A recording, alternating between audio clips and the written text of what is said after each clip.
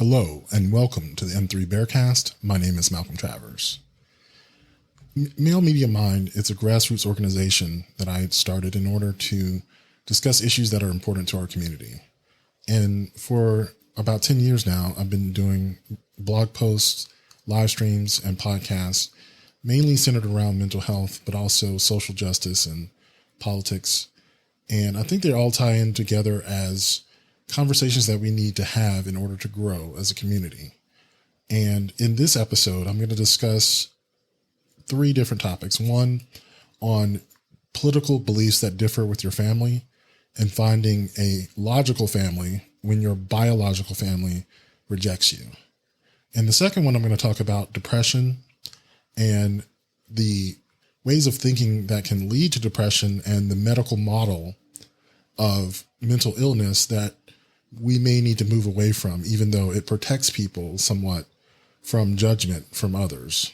And then in the last segment, I'm going to talk about how we learn from our mistakes and how we can try to not blame people for the ways that they taught us to live when they lived in a different context than we did.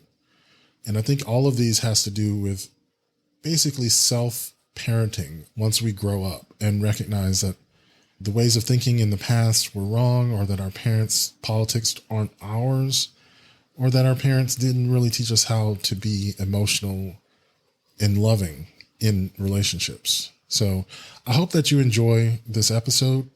If you would like to support M3, go to patreon.com/malemediamind, become a patron and support us on a monthly basis.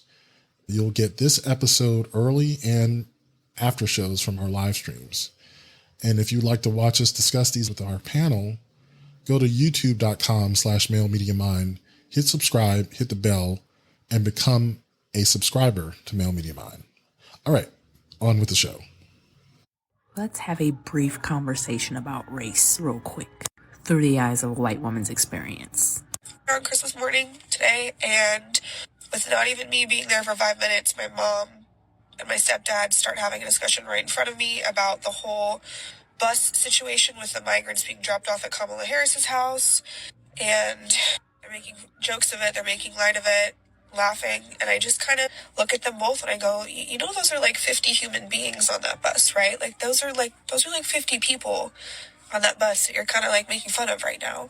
And that just started a fucking war, and I probably shouldn't have even said anything to begin with because there's no point, but I'm just so tired of this like political bullshit. I'm also just so tired of feeling like so different from the rest of my family. And basically I was like, you know what, let's just knock it off. Like we're just not going to talk about it anymore. And I go in the kitchen, I sit at the table looking down at my phone. I'm obviously upset and I'm trying to calm myself down. My eyes are like a little watery because I do tend to get upset about this stuff. And my mom comes over to me and she goes, "Why are you crying? Like, what's wrong?" So I said, you know, I feel sometimes like my family members are becoming bad people, and I know that you guys are not bad people, and that's what really hurts. I was told that I ruined Christmas, and I was asked to leave, and they handed me my presents and told me to go. So let's unpack this. When people say that we should just get over racism, they forget that this type of hatred is perpetuated in their own families to the point that they will ostracize their own kids and throw them out because of a difference in political view. What's really breaking her down is the fact that her family is full of bad people. This is the bad place, dear. And she's coming to the realization that she comes from a racist family. And many white community members are going to realize that more and more and more. Because for so long, you can deny that it exists until the truth comes out. A lot of white children are going to learn just how deeply racist their families are. So there are some terms that I've heard used within the LGBT community about creating a logical family. And this has to do with the fact that so many young gay teens are forced out of their homes prematurely because they can't hide their sexuality or won't. And their family disagrees with their lifestyle choices, whatever that means. And so they're usually underhoused or homeless, and literally like houses of, like in the ballroom scene, would take them in and become their new family, basically. This is something that is a tradition within the ballroom scene, right? And I think within the gay community in general, we have a lot of people who have chosen family because of the disagreements they have with their family based on who they love. And what's interesting about this video is that we see this is going to happen on a political basis as well. It's not always about race, but I think a lot of it is anti-Semitism, as well as this anti-immigration policy that is beyond just being xenophobic. It's downright dangerous, right? People who are being exploited for political purposes are being made fun of over Christmas dinner. And when their kids respond emotionally to the fact that their parents are joking about people's lives being manipulated, she is somehow painted as the villain in the story, that she ruined Christmas and she's asked to leave her home because her family is being racist. I think there's another point that this can't be passed up on, which is not everyone would speak up. I mean, some people would just stomach that shit, power through dinner, just say, my parents are old fashioned, they're traditional, and just kind of ignore that fact. But if there's ever going to be any change, it starts with you leaving your biological family and finding a logical family, right? A cohort of peers who also might be facing some of the same difficulties with their families of origin, and recognizing that it doesn't always happen that way. I think it was in Clint Smith's book, How the Word is Passed, that we have to recognize the truth that many children of racist parents turn out to be racist themselves, right? We can't just expect the racists to die over time and slowly become more progressive. I think that's something that we have recognized in the post-Obama world, the post-Trump world, that like things can get worse. As bad as they are, they can and will get worse if we don't do something about it. And that something is literally one by one, using whatever little influence we have with the people we love to try to get them to change their mind. And the influence that this woman has is to not be there. She doesn't need to go back for any future Christmases, and she can tell them why, like, you're bigots and I don't want to have a bigot Christmas. Like, that's as bad as that is. I doubt it would change their votes. I don't think it would make this huge ripple effect at all, but it's a little something. I think it'll at least give them pause to being casually racist around everyone that they encounter, and just assume that if they can't stomach what they're saying, then they're the ones at fault. I think their own children breaking from their family and saying, like, I don't want you to be bad people, that can have an effect. Maybe a small effect, who knows? On the other hand, it just may be the natural course of things, that some things can't be changed, that she has to find people who will accept her and celebrate the people who do, and be a fierce advocate for the causes that matter to her. I mean, like, if she's not going to have her biological family because of it, she might as well lean into it, right? And maybe even, find some purpose in it. Talking to other people who also lost family members due to the fact that their politics are so regressive and just repulsive, right? I'm sure other people could use that camaraderie, right? That they could use that morale boost from someone who understands what's going on. And it is valuable.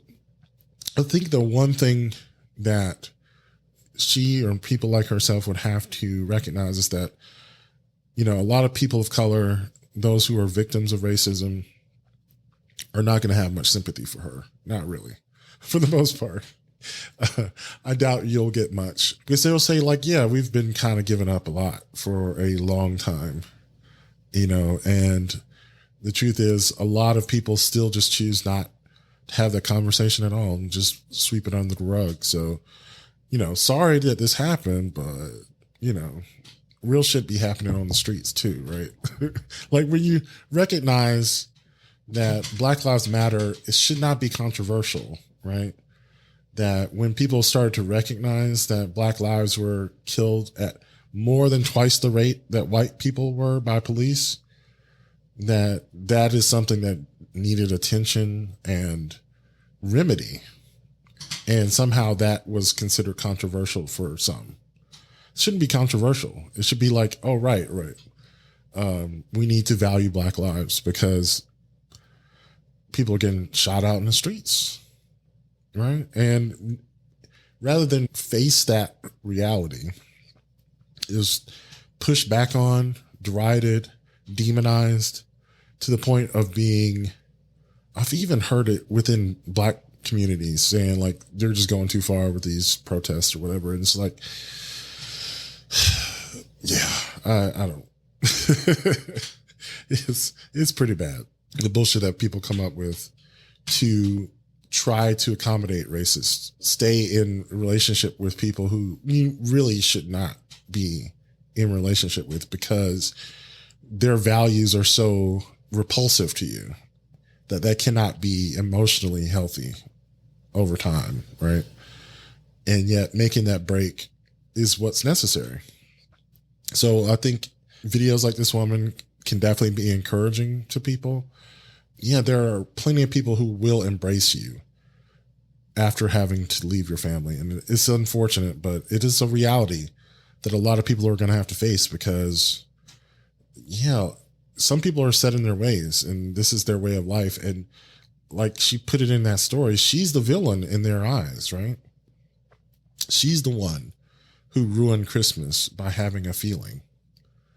There's no way that they're changing, and that's unfortunate. I'm pretty sure in a few years she's going to find her logical family and recognize that that's a lot to be happy about.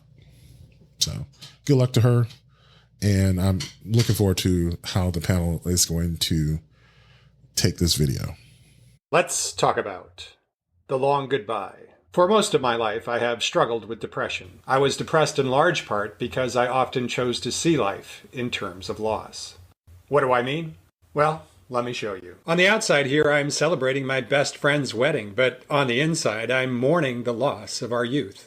This wasn't the day that I started traveling to D.C. to attend law school. This was the day I said goodbye to my childhood home. This wasn't a great day with my D.C. friends before I moved back to the Midwest. This was the day that I said goodbye to perhaps the greatest group of friends I would ever have. This isn't a picture of my son and me on the day my daughter was born. It's a picture of me realizing that I will probably never experience the joy of new fatherhood again. This isn't a picture of my daughter on her first day of school. It's a picture from the day that I realized that my little girl wasn't so little anymore. This isn't a picture of me in Arizona riding horses with my kids on a beautiful spring day. This is a picture from a day that I spent worrying about my own mortality and wondering how many more days like this I had left. This isn't a picture of my son's first day at college. It's a picture of the day that my roommate and best friend moved away. When you view all of your life events in the context of loss, life becomes nothing more than a very, very long goodbye. Every day brings you more and more loss, and every day simply brings you one step closer to your grave. So if you know someone who's suicidal or depressed, don't necessarily think that they hate life. In fact, they may love life very much. They simply may not be able to cope with a prevailing and perpetual sense of loss. For me, the long goodbye lasted until I chose to see life differently. It wasn't easy for me to reprogram my outlook on life, and yeah, there are still days that cause me to struggle.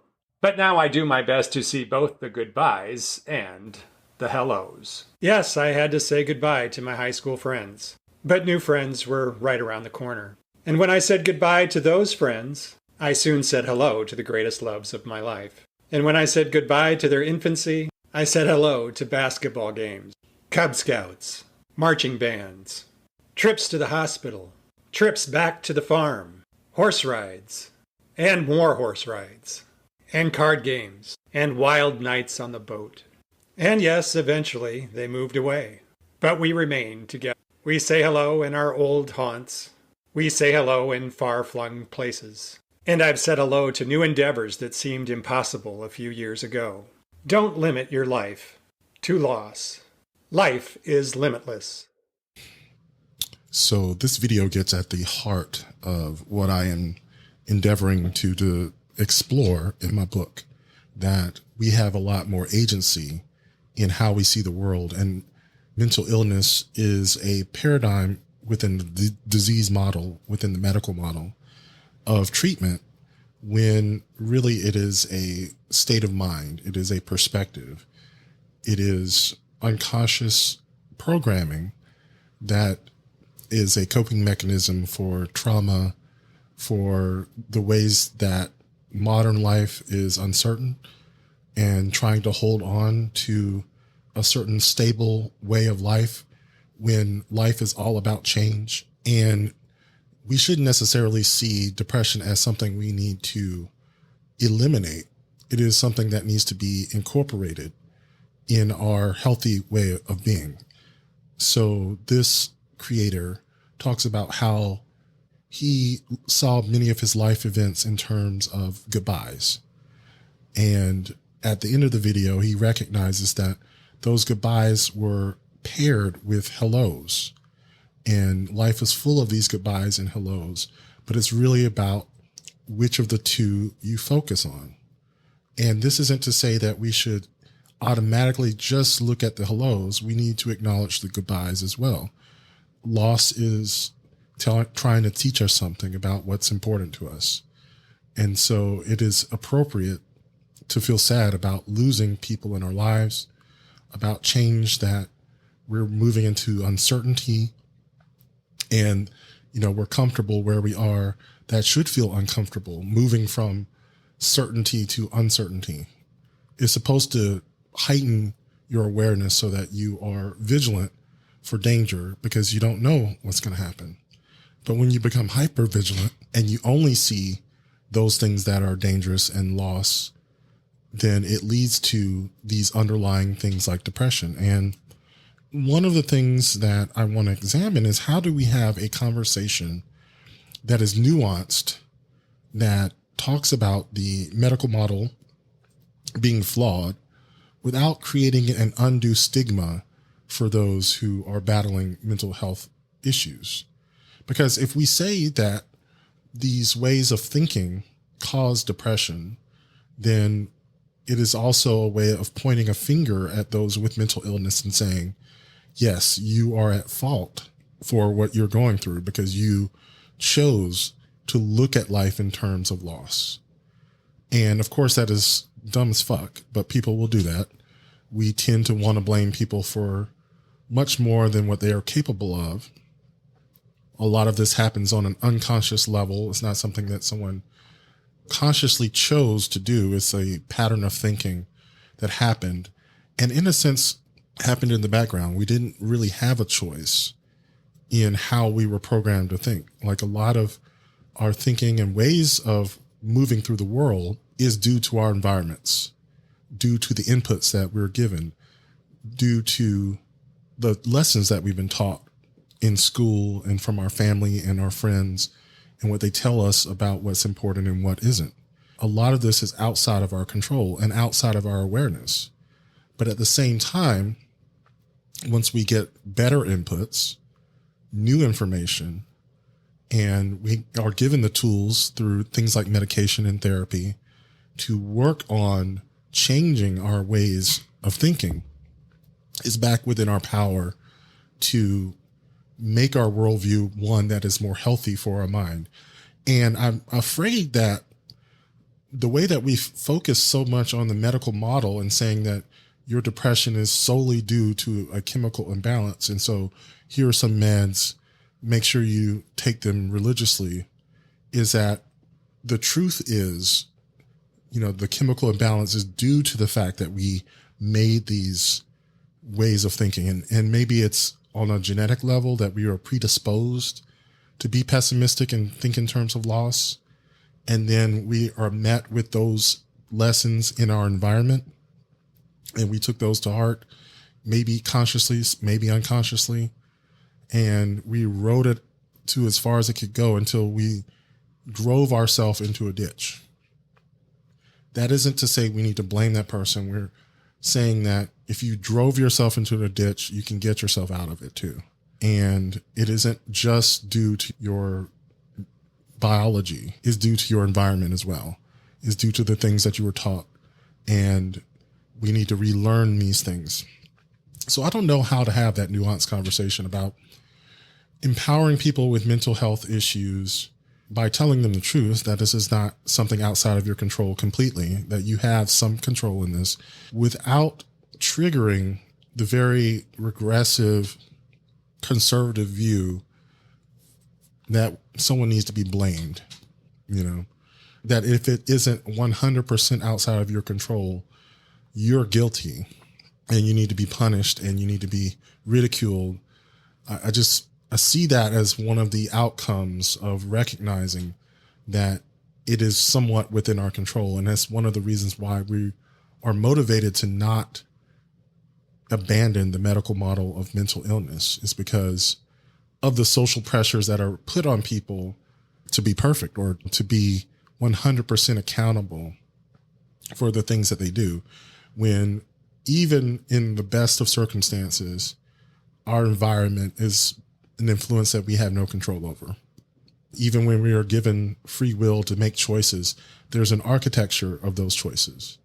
And certain choices are going to seem more palatable to us than other choices. And that's something we don't have control over. So even when we make bad choices, it isn't always 100% our fault. And people just lack the nuance to get that, I recognize in my own depression that I made a lot of bad choices.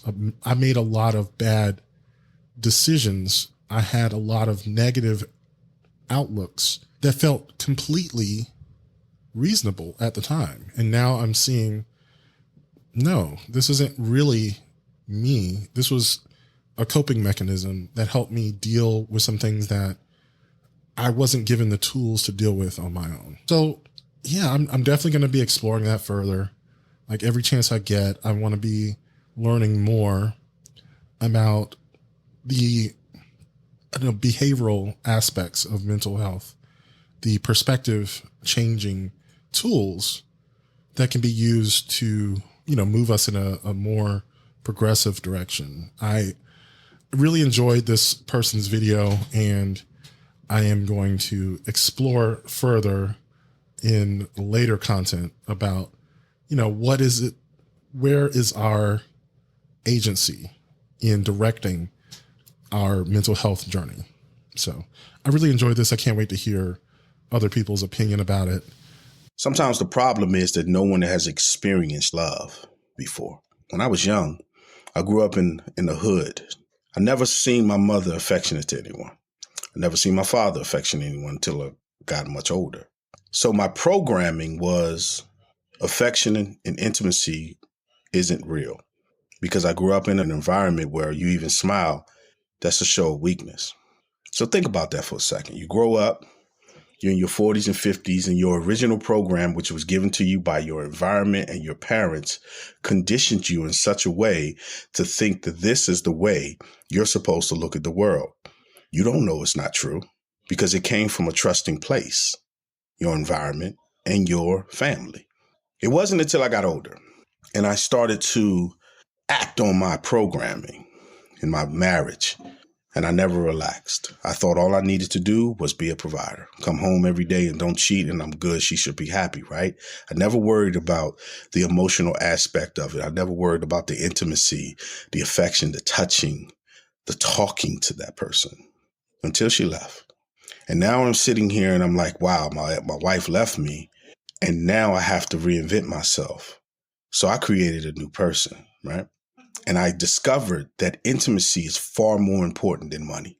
I discovered that the happiness you bring to your children and hug them and love them is all you need. They don't care about none of that other stuff.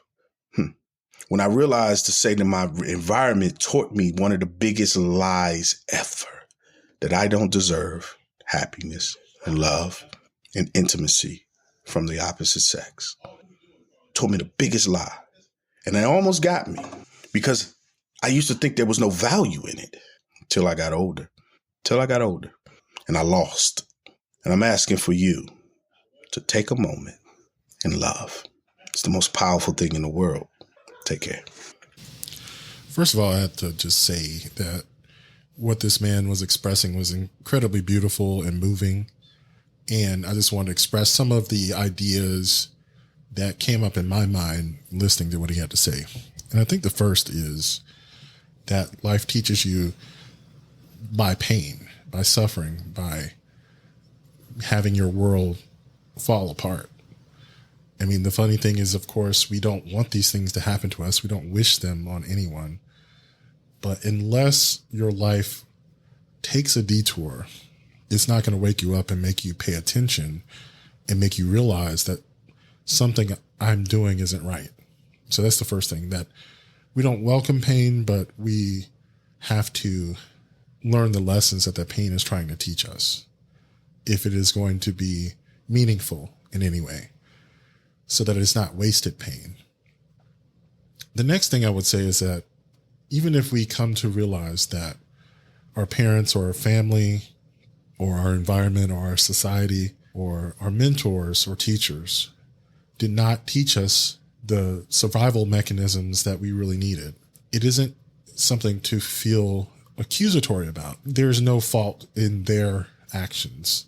I mostly would say people are doing the best they can, given the resources that they have, given the environment that they were in. Maybe not all the time. People get tired. People get jaded. Blaming people for their shortcomings might make you feel better. It might make you feel better to hurt someone else and accuse them of not providing you the upbringing that you would want to have had. But in most cases, people are doing the best they can with the resources they have. And considering what this man was talking about, he grew up in the hood. Like he was saying, like, you smile, and that's something that could put you in danger. I remember hearing something similar from the documentary about Mary J. Blige, that she would only sing when she was in her room, because if she carried a song in her mind, she might accidentally smile and have some girls jump her on the street. Like, it's a thing that happened when people smile. I don't quite fully understand it, but it was threatening. Maybe it was, like, what do you have to smile about? Yeah. In that sort of environment, I think people did the best they could. My background, I think my parents did amazing, as best they could, and did better than most. But there's plenty of lessons that was, absorbed by myself that maybe was unintentional. And I was really good at sublimating the pain and ignoring it and moving past it without learning the lessons that it was trying to teach me. So I think that's the big point I get from his video, is to say, don't waste the pain. Don't waste the hurt.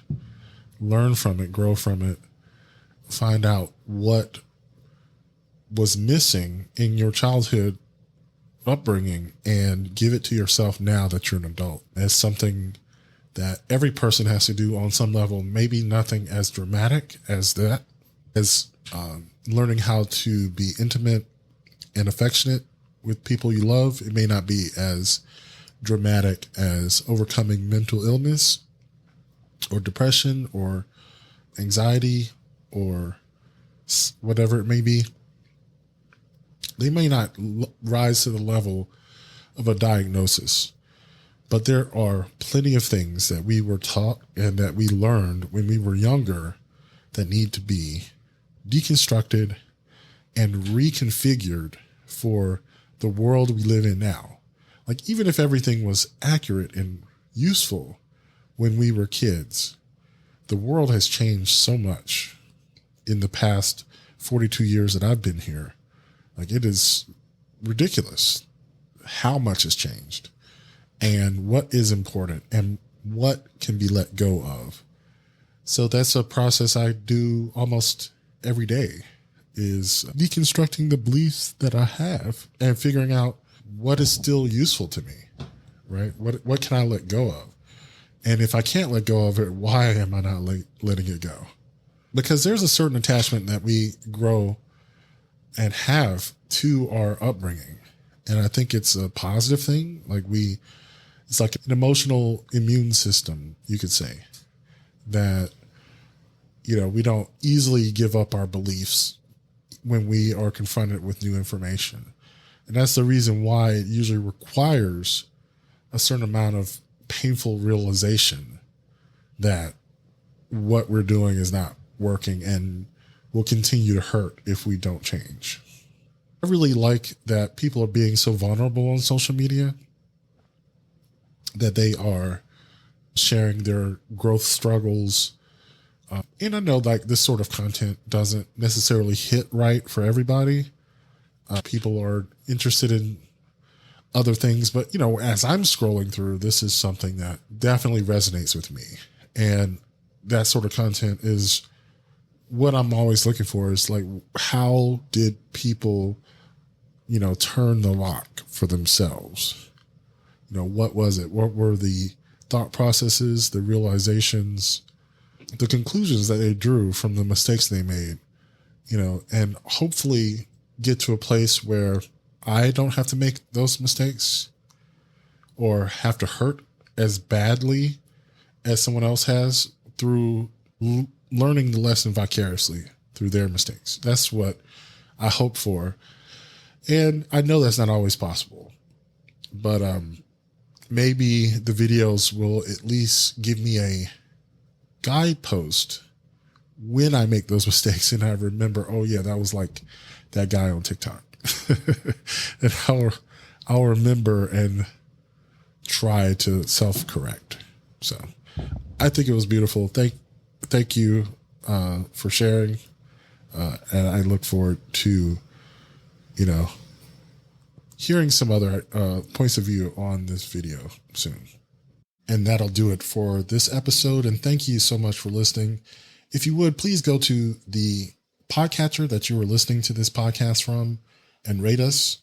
Share this with a friend, post on social media, leave us a comment, become a patron, support us on a monthly basis, and also subscribe to us on YouTube, because we're going to discuss all of these topics at some point on our live stream. Thank you so much for listening, and I will catch you in the next episode.